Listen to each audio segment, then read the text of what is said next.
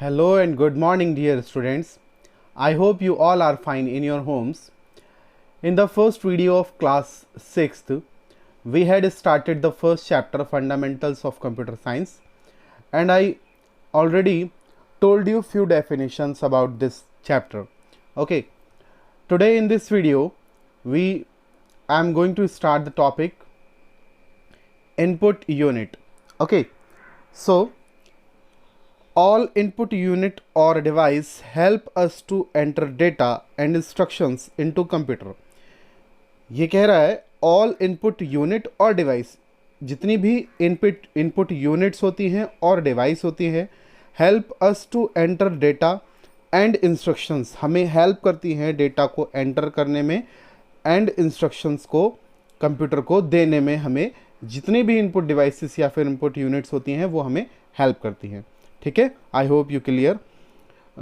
Without an input device, बिना किसी input device के, a computer would have only seen a display device. Computer सिर्फ एक display device की तरह काम करेगा बिना किसी इनपुट डिवाइस के. मतलब अगर इनपुट डिवाइस ना हो, विदाउट एन इनपुट डिवाइस, किसी इनपुट डिवाइस के बिना एक कंप्यूटर सिर्फ एक डिस्प्ले दिखाई देगा. मतलब आप उसमें कोई इंस्ट्रक्शन नहीं दे पाओगे. ठीक है, जब कोई इंस्ट्रक्शन नहीं दे पाओगे तो वो वर्क भी नहीं करेगा उस हिसाब से. ठीक है, we have already read some common input devices like keyboard, mouse, scanner, joystick and microphone in our previous classes. हमने ऑलरेडी अपनी प्रीवियस क्लासेस में कुछ इनपुट डिवाइसेस के बारे में हमने पढ़ा है, जैसे कि हम जानते हैं keyboard, mouse, scanner, joystick and microphone. उनके अलावा यहाँ पर हम कुछ और एक्स्ट्रा इनपुट डिवाइसेस के बारे में पढ़ने वाले हैं ब्रीफली. देखिए, पहला है हमारा ग्राफिक टैबलेट. ठीक है, तो ग्राफिक टैबलेट में क्या है? A graphic tablet is an input device that enables a user to draw image, animation and graphics with stimulus नहीं है, ये है स्टाइलस. अब देखो ये स्टाइलस होता क्या, मैं आपको बताता हूँ, मैंने अंडरलाइन कर रखा है इसको. अ graphic tablet is an input device that enables a user. एक ग्राफिक टैबलेट एक ऐसी इनपुट डिवाइस होती है जो यूज़र को इनेबलिंग का मतलब होता है परमिशन करना. तो जो यूज़र को परमिशन देती है टू ड्रॉ इमेजेस, जिसमें हम इमेजेस को ड्रॉ कर सकते हैं. आप देख सकते हो इस डायग्राम में, यहाँ ये एक पेन दे रखा है. इस पेन की हेल्प से हम यहाँ पर कुछ भी, कोई भी शेप ड्रॉ कर सकते हैं, एनिमेशन ड्रॉ कर सकते हैं एंड ग्राफिक्स विद स्टाइलस. अब ये जो पेन है ना यहाँ पर, इसको हम स्टाइलस कहते हैं, जिससे हम ड्रॉ कर सकते हैं. ठीक है, similar to the way a person draw image with the pencil. ये बिल्कुल वैसा ही होता है जैसा कि एक पर्सन अपनी पेंसिल या पेन से किसी पेपर पे एक ड्राइंग ड्रॉ करता है, बिल्कुल वैसा ही है. ठीक है, it may also be use for capturing data और डिजिटल सिग्नेचर. इसकी हेल्प से it may also be use, इसका यूज़ हम और कहाँ कर सकते हैं? कैप्चरिंग डेटा को कैप्चर करने के लिए भी कर सकते हैं, और डिजिटल सिग्नेचर. आप देखते हो जैसे कि आजकल आधार कार्ड वगैरह में हमारे फिंगरप्रिंट्स वगैरह स्कैन कर लिए जाते हैं, हमारी आईज़ स्कैन कर ली जाती हैं, और भी कई सारे ऐसे गवर्नमेंटल डॉक्यूमेंट्स होते हैं जिनमें हमें साइन करना पड़ता है, तो डिजिटल साइन होता है. ठीक है, वो साइन स्कैन होके बिल्कुल एज इट इज़ हमारी फाइल्स में सेव हो जाता है. ठीक है, it can also be use for tracing an image from a piece of paper. It can also be use for tracing an image. ये इसका यूज़ हम और कैसे कर सकते हैं? It can also be use for tracing an image, मतलब किसी इमेज को हम ट्रेस कर सकते हैं, बना सकते हैं from a piece of paper, कहीं पीस ऑफ पेपर से, which is tabbed to the tablet surface, जो टैबलेट सरफेस पर टैब्ड हो जाएगी. ठीक है, नाउ नेक्स्ट इनपुट डिवाइस है हमारे पास MICR. MICR क्या होता है? Magnetic ink character reader. देखिए, ये आपको एक मैग्नेटिक इंक करेक्टर रीडर दिखाई भी दे रहा होगा. छोटी सी डिवाइस होती है जो ज़्यादातर चेक्स वगैरह के बार कोड या फिर जो नंबर्स होते हैं उनको रीड करने के लिए यूज़ होती है.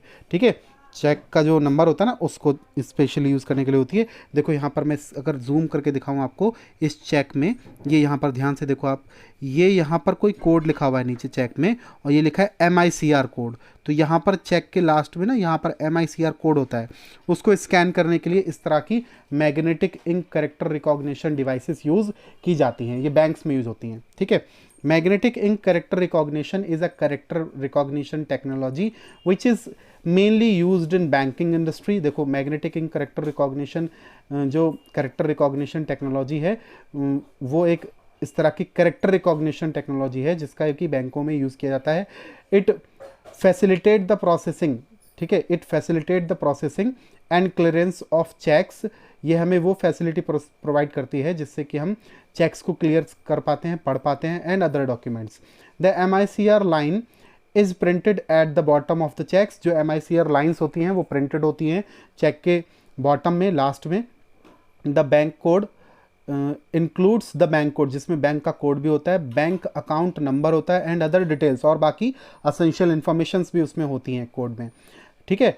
Read the information directly into the device. ये डायरेक्टली ये डिवाइस क्या करती है, रीड द इंफॉर्मेशन डायरेक्टली, ये डिवाइस से डायरेक्टली रीड करती है into the device which is targeted for data collection, जो कि डेटा कलेक्शन के लिए इस डिवाइस का हम यूज़ करते हैं। मतलब चेक्स आप इसमें स्कैन करते रहो और वो सब डिफरेंट चेक्स के जितने भी इंफॉर्मेशंस हैं उन सबको स्टोर करती रहेगी, और उसके बाद अपने कंप्यूटर में उसको स्टोर कर सकते हैं और पता कर सकते हैं किसका चेक है और किस अकाउंट में विड्रॉल होना है, ठीक है। तो बैंक्स में यूज़ होता है ये।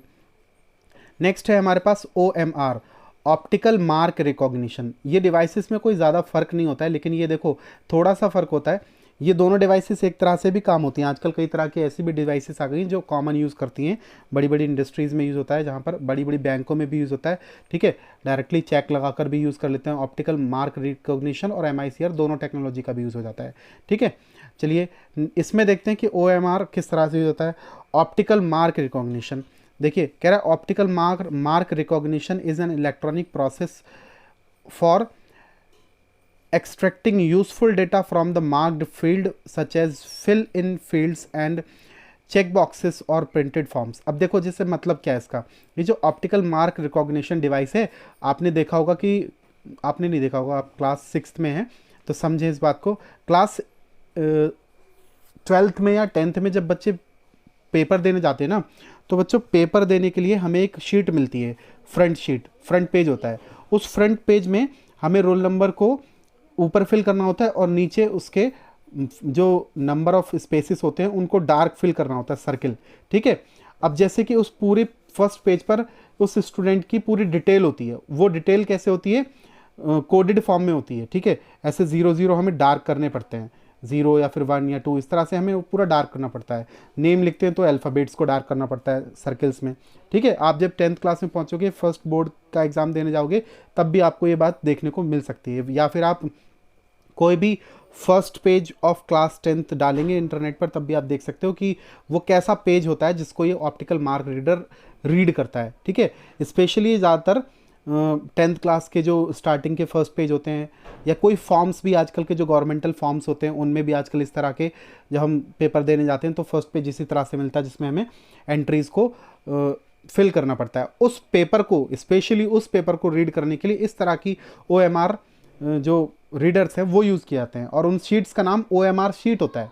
आपको पता हो, अगर नहीं पता है वैसे आप क्लास 6 में हो, उन शीट्स का नाम OMR शीट्स होता है। और उन शीट्स पे वो जो डार्क सर्कल्स होते हैं उन सर्कल्स को ये बहुत इजीली पढ़ लेता है। अब ऐसा हम करते क्यों हैं, देखिए ये जो OMR, जब मान लीजिए कि अभी जब स्टूडेंट्स क्लास में हमारे पास में स्कूल में मान लीजिए अभी 100 स्टूडेंट्स हैं, तब तो टीचर्स इजीली कॉपी चेक करके और फर्स्ट पेज में एंट्री फिल करके इजीली उसको हैंड ओवर कर देते हैं। लेकिन अगर मान लीजिए 1 लाख स्टूडेंट हो किसी पर्टिकुलर स्पेस में या किसी कॉलेज में, अब वही 1 लाख से जो ज़्यादा ही स्टूडेंट होते हैं पूरे यूपी में जो कोई गवर्नमेंट एग्जाम देने जाते हैं, तो क्या होता है कि उनके रिजल्ट्स को एकदम एक्यूरेट पढ़ लेना, उनके डिटेल्स को एकदम एक्यूरेट स्टोर करना, ये बड़ा टास्केबल काम हो जाता है। अब क्या है कि अगर OMR शीट होगी तो उससे क्या करेगा, इस शीट में डायरेक्टली शीट को लगाया और स्कैन होती हुई सारी इन्फॉर्मेशन रीड हो जाती है। उसके बाद में क्या होता है, वो जितनी भी इन्फॉर्मेशन है, ठीक है भाई, इस OMR शीट पर स्टूडेंट जो कॉपी फिल करता है, उस कॉपी के अंदर जितने भी वो मार्क्स आए होते हैं टीचर चेक करता है उसको, उसके बाद में वो फर्स्ट पेज पर ही फिल भी कर देते हैं टीचर्स। और टीचर फिल कर देते हैं, फिर उससे नंबर भी स्टूडेंट के पता चल जाते हैं कि मतलब रिजल्ट अलग से बनाने की कोई खास ज़रूरत नहीं पड़ती है, क्योंकि फर्स्ट पेज पर ही उन्होंने कर दिया एंटर कि भाई इस स्टूडेंट के इतने में से इतने मार्क्स आए। इवन क्वेश्चन नंबर भी पड़े होते हैं कि क्वेश्चन नंबर 1 2 3 4 के ये सही किया, ये रॉन्ग किया, ये राइट किया, इस तरह से टोटल जो है वो फर्स्ट पेज पर ही होता है। अब फर्स्ट पेज ही इतना इंपॉर्टेंट होता है कि उस फर्स्ट पेज से पूरे स्टूडेंट की डिटेल, स्टूडेंट का रोल नंबर, उसकी शीट नंबर, सब कुछ वहीं से मिल जाता है, फादर्स नेम, मदर्स नेम, सब कुछ वहाँ से मिलता है, और फिर उसको हम इजीली इससे रीड कर लेते हैं। पूरा प्रोसीजर है इसका, ठीक है। उससे क्या होता है, वर्क फास्ट हो जाता है, नंबर ऑफ स्टूडेंट कितने भी ज़्यादा हो जाएं, बहुत तेज़ी से काम हो पाता है, ये इसका यूज़ होता है, ठीक है। तो मैं इसको पढ़ नहीं रहा, मैं बता दे रहा हूँ आगे आपको, ठीक है। बायोमेट्रिक सेंसर, अब देखो बायोमेट्रिक सेंसर क्या है। Biometric sensor is an input device which is use to recognise individual based on their physical और बिहेवियरल ट्रेल्स। कह रहा है biometric sensor is an input device, ये एक वो इनपुट डिवाइस है, is use to recognise individuals, ये किसी पर्टिकुलर इंसान को पहचानने में मदद करती है, बेस्ड ऑन देयर फिजिकल और बिहेवियरल ट्रायल्स, मतलब उसके फिजिकल और बिहेवियरल ट्रायल्स से, मतलब हमें इसमें क्या करना होता है, स्पेशली उस व्यक्ति के फिंगर्स को स्कैन कर लेना होता है। आप देख रहे हो जी, ये जो लाइट है ना, ग्रीन लाइट, इसमें फिंगर स्कैन कर ली जाती है, और उसके बाद में ये ज़्यादातर ऑफिस में यूज़ होता है। उसके बाद जब भी वो पर्सन आएगा अपना इस पर पंच करेगा और एंट्री करता हुआ अंदर चला जाएगा। It is most commonly used in organisations, ये बहुत सारी ज़्यादा ऑर्गेनाइजेशंस में आजकल इस डिवाइस का यूज़ हो रहा है, and institutions for making their attendance, ये ज़्यादातर अटेंडेंस लेने के लिए होता है। भाई डेली अटेंडेंस को मैनुअली लेना काफ़ी डिफ़िकल्ट होता है, और इसमें क्या है, ये ऑटोमेटिक सिस्टम है, पर्सन आया, उसने अपनी फिंगर टच की और ये एंटर उसकी कि हाँ भाई आज वो आया है, ठीक है। और इसमें कोई, इससे फ़ायदे ये भी होते हैं कि इससे कोई डुप्लीकेसी नहीं हो पाती, कोई भी ऐप मतलब प्रॉक्सी नहीं लग पाती किसी दूसरे पर्सन की, मतलब वो पर्सन आया है और नहीं भी आया तब भी लोग अटेंडेंस लगा देते हैं, ठीक है। तो it facilitate us to provide restrictions entry in the secured area, ये सिक्योर्ड एरिया में भी यूज़ होते हैं, मतलब जहाँ पर सिक्योरिटी है वहाँ पर हमने सिर्फ कुछ लोगों को परमिशन दे रखी है। अब जिनको परमिशन दे रखी होगी वो अपनी फिंगर टच करेंगे, जिनका उसमें डेटा स्टोर होगा वो अंदर जाने देगा डोर, वरना डोर ही ओपन नहीं होगा, ठीक है। सीपीयू देखते हैं, सीपीयू में क्या है, सेंट्रल प्रोसेसिंग यूनिट। देखो ये यहाँ पर फुल फॉर्म एक और आ गई सीपीयू की, आई थिंक पहले भी लिखवा चुके हैं, लेकिन जितने भी फुल फॉर्म्स आपको लगे कि वो न्यू है वो आप लिखते रहिएगा फर्स्ट पेज पर, ठीक है। The process of performing different operations on the basic of specified instructions by the user is called processing central processing central processing unit is the brain of the computer. बेटा यहाँ full stop लगना चाहिए था, यहाँ mistake है यहाँ पर, ठीक है। देखिए क्या मैंने मिस्टेक पकड़ ली, क्योंकि भाई फुल स्टॉप नहीं होगा तो फिर तो ये गड़बड़ हो जाएगी ना। The process of performing different operations on the basis of specified instructions, भाई कुछ स्पेसिफाइड इंस्ट्रक्शंस के हिसाब से डिफरेंट ऑपरेशंस का परफॉर्म होना by the user is called processing ना, उसी को प्रोसेसिंग कहेंगे। और central processing unit is the brain of the computer, और जो सेंट्रल प्रोसेसिंग यूनिट है वही ब्रेन ऑफ द कंप्यूटर होती है। It is capable of storing enormous amount of data, ये इतना कैपेबल होता है कि इसमें बहुत सारा डेटा आप स्टोर कर सकते हो, and processing it at a very high speed, और इसके अंदर जो प्रोसेसिंग है वो बहुत हाई स्पीड से होती है, एंड गिव्स यूजफुल रिजल्ट्स, और आपको वो यूजफुल रिजल्ट दे सकती है जो आपको रिक्वायर्ड है, ठीक है। नेक्स्ट है CPU has following parts, CPU के कुछ इस तरह के पार्ट्स होते हैं, देखिए कौन कौन से पार्ट्स हैं। पहला पार्ट है arithmetic logic unit, next part है कंट्रोल यूनिट, उसके बाद है मेमोरी और स्टोरेज यूनिट। ये बहुत तीनों इंपॉर्टेंट पार्ट्स हैं। देखिए अर्थमेटिक लॉजिक यूनिट क्या है, arithmetic logic unit is an integrated circuit inside a CPU that do arithmetic and logic operations. कह रहे हैं arithmetic logic unit is an integrated circuit, ये वो इंटीग्रेटेड सर्किट होता है, एक चिप की फॉर्म में होता है, ALU सीपीयू के मदरबोर्ड के अंदर, inside CPU that do arithmetic and logical operations, जो कि अर्थमेटिक मतलब plus minus multiplication division, and logical मतलब ग्रेटर स्मॉलर और इस तरह के ऑपरेशंस परफॉर्म करता है। Control unit, the control unit extracts instruction, control unit क्या करती है, इंस्ट्रक्शंस को एक्सट्रैक्ट करती है, मतलब कलेक्ट करती है फ्रॉम मेमोरी से, एंड डिकोड्स एंड एग्जीक्यूट देम, और उसके बाद उन्हें डिकोड करती है, भाई कोई भी इंफॉर्मेशन हमने कीबोर्ड के थ्रू दी, उसको कंट्रोल यूनिट एंटर करती है, उसके बाद में उसको डिकोड करती है अपने हिसाब से, मतलब क्योंकि हम तो मशीन लैंग्वेज में भाई भेज रहे हैं ना इंस्ट्रक्शंस, तो फिर उसको बाइनरी लैंग्वेज में कंप्यूटर कन्वर्ट करता है, डिकोड करता है, एंड एग्जीक्यूट देम, फिर उसे एग्जीक्यूट करता है, and calling on the ALU when required, और फिर अर्थमेटिक लॉजिक यूनिट को भी कॉल करता है, मतलब उसको बुलाता है कि इस तरह की परफॉर्मेंस हमें देनी है या इस तरह की कैलकुलेशन परफॉर्म करनी है। मेमोरी और स्टोरेज यूनिट, नेक्स्ट है मेमोरी और storage unit. This unit can store instructions, इस यूनिट में हम इंस्ट्रक्शंस को स्टोर कर सकते हैं, जैसे कि हमें नाम से ही पता चल रहा है मेमोरी में आप जानते हो क्या सेव होती है, डेटा सेव हो सकता है। तो this unit can store instructions, data and intermediate results, इसमें हम डेटा को, इंस्ट्रक्शंस को और इंटरमीडिएट रिजल्ट्स मतलब जो भी कोई हमने परफॉर्मेंस की या कोई रिजल्ट हमने निकाला उसको हम स्टोर करके सेव करके रख सकते हैं। It supplies information to the other units, ये क्या करता है, ये अदर यूनिट्स को भी इंफॉर्मेशन सप्लाई करता है। ठीक है भाई, मेमोरी से अगर आप मान लीजिए कोई फाइल को आपको एक्सेस करना है तो आप वहाँ से निकाल लीजिए और कहीं और सेंड कर दीजिए, ठीक है, या मतलब उसका आउटपुट दे दीजिए, स्क्रीन पे देख सकते हैं, या फिर क्या बोलते हैं उसको, प्रिंटर से उसको प्रिंट निकाल सकते हैं। It further classified as primary storage, ये दो तरह से होती है मेमोरी, एक प्राइमरी स्टोरेज होता है और एक सेकेंडरी स्टोरेज होता है। तो देखेंगे कि प्राइमरी स्टोरेज और सेकेंडरी स्टोरेज में क्या फ़र्क है। ठीक है, तो बेटा प्राइमरी स्टोरेज क्या होता है, primary storage is known as, अब primary storage is known as primary memory, इसको प्राइमरी मेमोरी भी कहते हैं। It has RAM and ROM, इसमें रैम एंड रोम आते हैं। Random access memory is volatile in nature, ये वॉलेटाइल होती है नेचर में।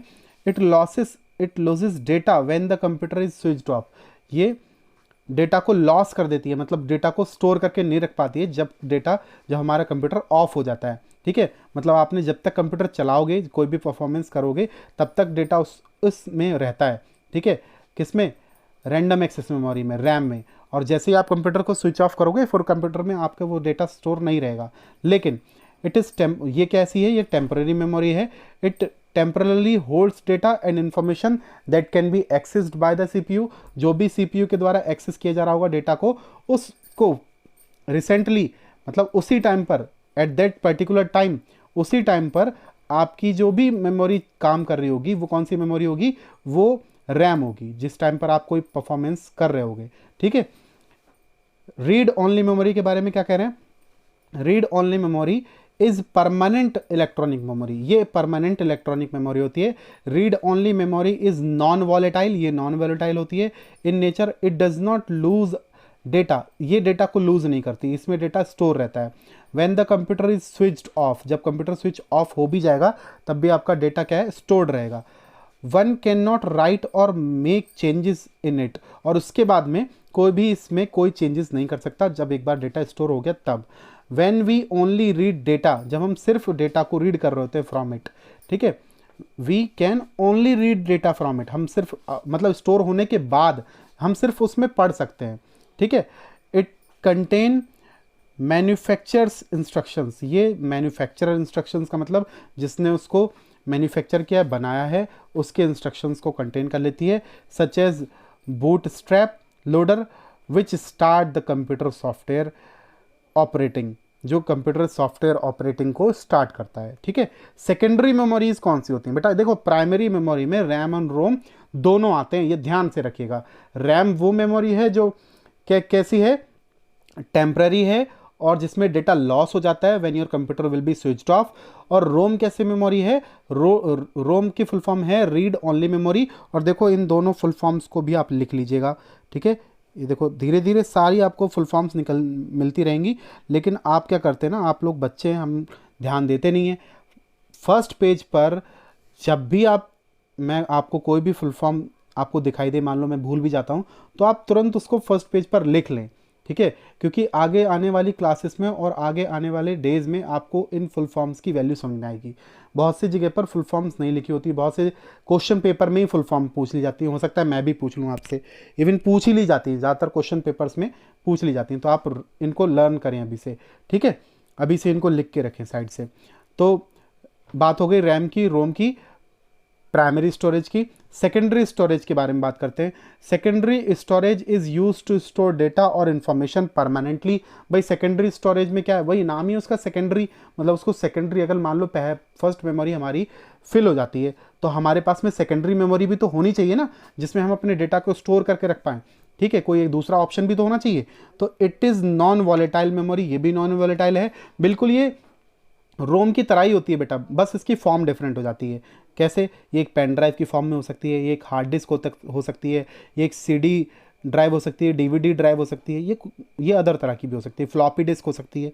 ठीक है, और देखो इसमें और क्या लिखा हुआ था, it can only volatile memory, it is a non volatile memory और commonly referred to as external memory, और इसको हम कॉमनली एक्सटर्नल मेमोरी भी कह देते हैं। ज़्यादातर लोग एक्सटर्नल मेमोरी ही कहते हैं, इसलिए कंफ्यूज रहते हैं कि भाई प्राइमरी और सेकेंडरी में क्या है।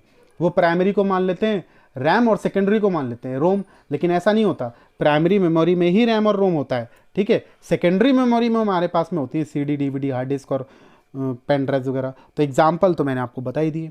ठीक है, तो आउटपुट यूनिट को मैं आपको नेक्स्ट वीडियो में बताऊंगा, और आउटपुट यूनिट के साथ में हमारा चैप्टर भी ये अप्रॉक्सली ख़त्म हो जाएगा, और देन मैं आपको एक्सरसाइज भी बता दूंगा इसकी। ठीक है, थैंक यू।